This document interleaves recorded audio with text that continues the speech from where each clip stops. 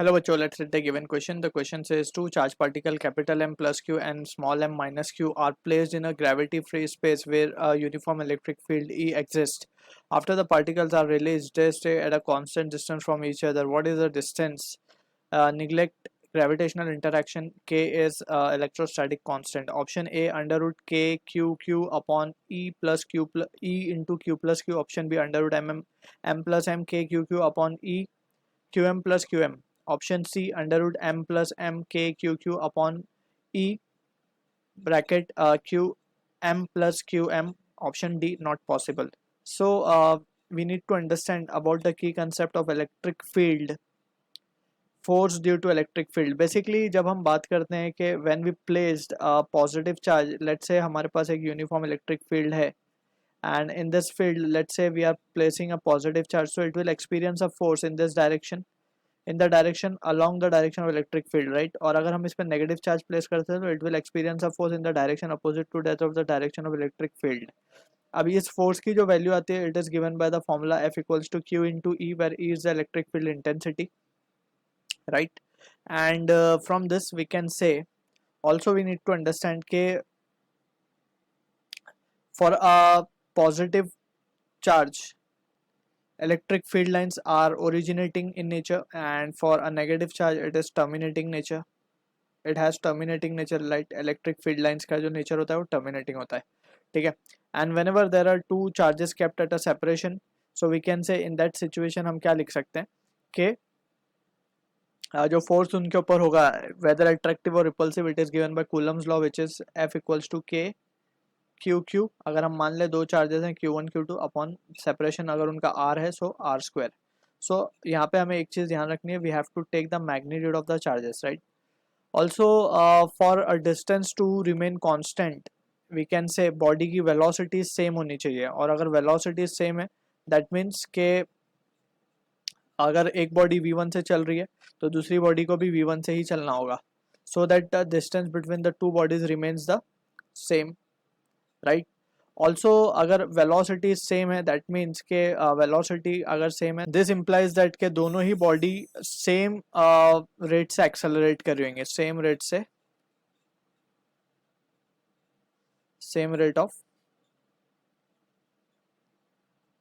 Acceleration. अगर ये body ए से एक्सेलरेट हो रही होगी तो ये भी ए से एक्सेलरेट हो रही होगी. So that is what the thing we need to remember over here. अब इसी चीज़ को we will try to analyze with the help of a given question जो हमें गिवन है. सो यहाँ पे दो चार्ज हम ड्रॉ कर लेते हैं. इसका मास है कैपिटल एम और चार्ज इस पे है प्लस कैपिटल क्यू, और एक मास है स्मॉल एम, चार्ज है माइनस क्यू, और लेट से हम इलेक्ट्रिक फील्ड मान लेते हैं in this direction, that is towards right side, ठीक है ना? कोई भी डायरेक्शन में मान सकते हैं, हमने यहाँ पे मान ली. सो यहाँ पे हम देख सकते हैं कि जो इसके ऊपर फोर्स लगेगी इस बॉडी के ऊपर, दैट इज स्मॉल एम वाले पे, तो इसके ऊपर एक फोर्स लगेगी in the direction opposite to it, that is Q, due to electrostatic force. जैसे हमने डिस्कस की, इलेक्ट्रिक फील्ड की वजह से जो फोर्स आएगी इन द अपोजिट डायरेक्शन, और इलेक्ट्रॉन इस तरफ चल पड़ेगा, या नेगेटिव मास इस तरफ चलेगा टुवर्ड्स लेफ्ट.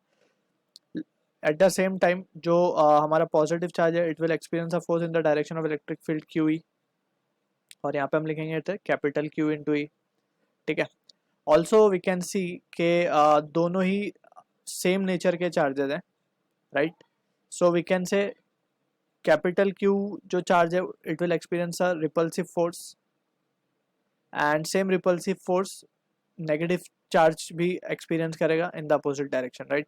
सो और बोथ द बॉडीज, क्योंकि दोनों के बीच का डिस्टेंस हमें सेम बोला गया है, सो दोनों के रेट ऑफ एक्सेलरेशन क्या होने चाहिए? सेम होने चाहिए. ये भी ए से कर रहा होगा, ये भी ए से कर रहा होगा, जैसे हमने यहाँ डिस्कस किया, ठीक है ना? अब यहाँ से we can see for a body, इसको हम कह देते हैं मास वन, इसको हम कह देते हैं mass two. So for mass one we can say for one हम क्या लिख सकते हैं? अगर हम वन को एनालाइज करें by Newton second law, F net will be equals to mass into acceleration, right? अब यहाँ पे एफ नेट हम क्या लिख सकते हैं? Q E minus of F, क्योंकि Q E is along the direction of acceleration, so हम क्यू ई को पॉजिटिव ले रहे हैं, and that will be equals to mass capital A और एक्सेलरेशन ए है. So let's say this is expression one. For second body के लिए हम क्या लिख सकते हैं? F minus Q E that will be equals to M into A, इसको हम सेकेंड एक्सप्रेशन कहते हैं. तो अगर हम इन दोनों ही एक्सप्रेशंस को डिवाइड कर दें, QE minus F upon F minus QE will be equals to M upon M. हमें फाइंड करना है व्हाट इज दिस डिस्टेंस, हमें डिस्टेंस L फाइंड करना है. सो यहाँ से first of all we need to have the value of F. अब ये जो है from here we can say now जो F की वैल्यू है, F को हम क्या लिख सकते हैं, that is electrostatic force of repulsion. वो आएगी हमारे पास K Q upon R square मान लेते हैं दोनों के बीच का सेपरेशन. सो यही R हमें फाइंड करना है बेसिकली, राइट. सो हम ये वैल्यू सब्सटीट्यूट करेंगे यहाँ पे. So first of all we can see, पहले हम इनको थोड़ा सा जनरलाइज सॉल्व और कर लेते हैं. M into Q E minus M into F is equals to M F minus M into Q into E. अब यहाँ से हम F वाले टर्म्स को एक तरफ कर लेते हैं. सो ये हो जाएगा हमारे पास M Q E plus of M Q E, और इसको यहाँ पे डिवाइड भी कर देंगे हम. बेसिकली ये है capital M, sorry this is capital M, so we have to be careful. So यहाँ से हम देख सकते हैं M प्लस कैपिटल M, और यहाँ सिर्फ बचेगा हमारे पास F, राइट.